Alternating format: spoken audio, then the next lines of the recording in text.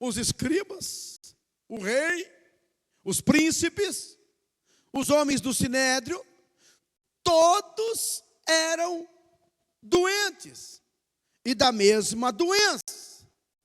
Eram doentes da doença chamada pecado.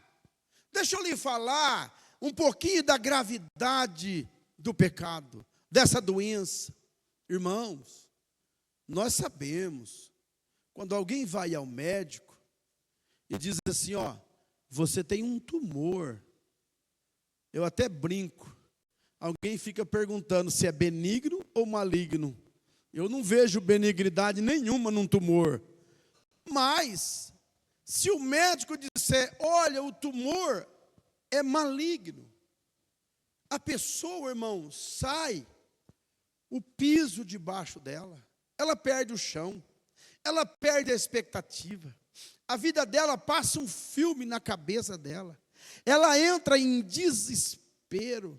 A força de qualquer homem rompe agora ao ouvir esse diagnóstico. Ô irmão, mas esse diagnóstico não é pior do que o diagnóstico que Jesus fez, que é a doença chamada pecado. Sabe por quê?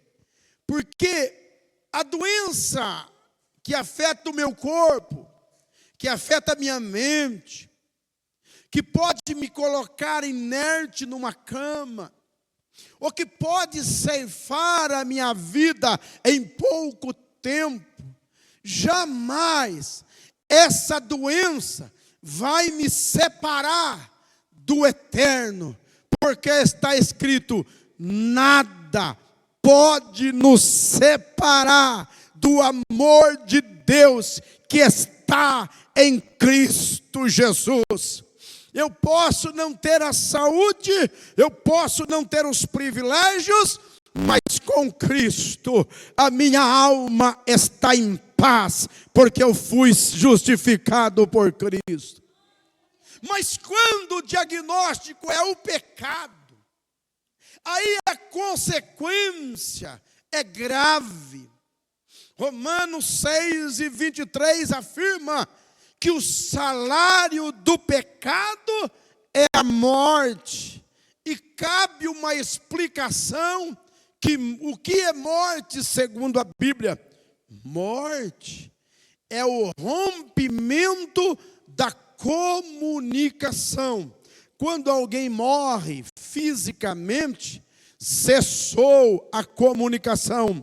Como falou o irmão Erivelto, nem os daqui passa para lá e nem os de lá passa para cá. Às vezes a gente vê discursos apaixonados no Facebook, no Instagram, para alguém que já morreu. Entretanto, essa comunicação já foi cortada por um evento chamado morte. Mas tem um detalhe. Essa morte que a Bíblia informa é que quando o homem peca, ele morre. Sabe o que é isso? Corta a comunicação dele com o Deus Todo-Poderoso. Pega aí, o homem em pecado, ele cortou a sua comunicação com Deus. O pecado gera separação do homem e Deus. Veja a gravidade disso. Lá em Isaías 59, diz assim, a mão do Senhor não está encolhida, os ouvidos não estão agravados, a mão salva, o ouvido ouve. Mas o versículo 2 diz o seguinte, mas as vossas iniquidades fazem divisão entre vós e o vosso Deus, e os vossos pecados encobrem o seu rosto de vós, para que não vos ouça. O pecado separa você e Deus. Deus vê você, mas não age. Deus vê você, mas não coloca a mão. Deus ouve você gritando, mas não atende o seu clamor, porque o pecado que você tanto gosta gera separação entre Deus e o homem. É importante, meus irmãos, entendermos isso. que se nós não olharmos para isso, lá em Romanos 5,10, coloca para mim, nós não entendermos isso, isso vai nos levar a uma consequência muito drástica. Olha comigo, porque nós, sendo inimigos, o que é isso? O homem em pecado, ele traçou uma linha de inimizade contra Deus. Entenda a gravidade do pecado. Mas, meus irmãos, qual é o remédio? Deixa eu falar uma coisa para você. O pecado, ele gera morte. E não é morte física simplesmente. Morte eterna. É a separação do homem e Deus para sempre. Não tem mais saída. O homem que morre no seu pecado não tem mais saída. A saída é hoje, é agora. Enquanto podemos ouvir a voz do Eterno, é agora que temos salvação. Olha, meus irmãos, diante disso, o Senhor Jesus diz que tratava com os doentes, mas ele diagnosticava. Sabe qual era o problema do fariseu? Nós somos bons, nós não precisamos de nada disso. E não é assim até hoje. Quantas pessoas não conseguem perceber que estão contaminadas pelo pecado?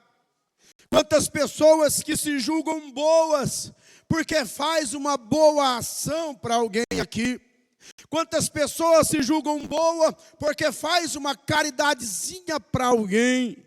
Não, isso não cura o teu pecado. O que cura o teu pecado é somente o sangue de nosso Senhor Jesus. É preciso que o homem reconheça a sua condição de pecador e se arrependa. Arrepender é dar meia volta. Arrepender do grego é metanoia, uma mudança de pensamento. Pensava como um homem que desejava o pecado, mas ao encontrar com Cristo, pensa como um homem que foge do pecado, que ama o Senhor e que ama a sua palavra. O remédio está lá em Provérbios 28, 13 e 14. Olha isso, meus irmãos. Porque o que encobre a sua transgressão, 28, o que encobre a sua transgressão nunca prosperará, mas o que confessa e deixa alcançará misericórdia. Deixa eu explicar isso para você. Você está doente, você vai ao médico e o médico fala: olha, você tem um problema aqui. Você sai de lá e fala assim: esse médico está louco, eu não tenho nada, eu não tenho nenhum problema. Deixa eu lhe contar um caso real. Um amigo meu não sentia nada, foi ao médico e o médico lhe chamou: você tem uma enfermidade grave. Falou: Oséias, olha o que o médico me disse, me deu um diagnóstico desse, nunca senti nada, não tenho nada, estou sem problema, eu não tenho nada, Oséias. Ele falou para mim, eu disse para ele assim: meu filho, mas olha o diagnóstico do médico, deixa eu resumir para você.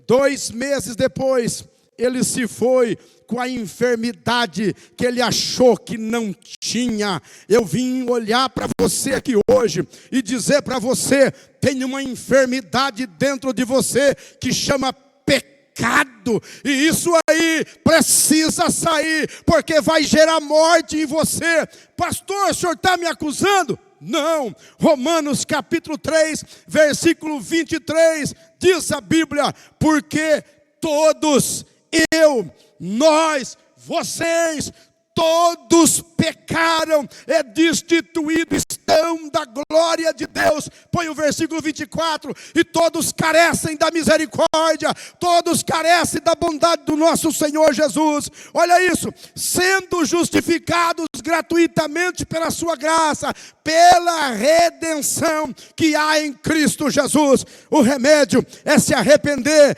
e o sangue nos cura, o sangue perdoa, o sangue limpa. Aleluia.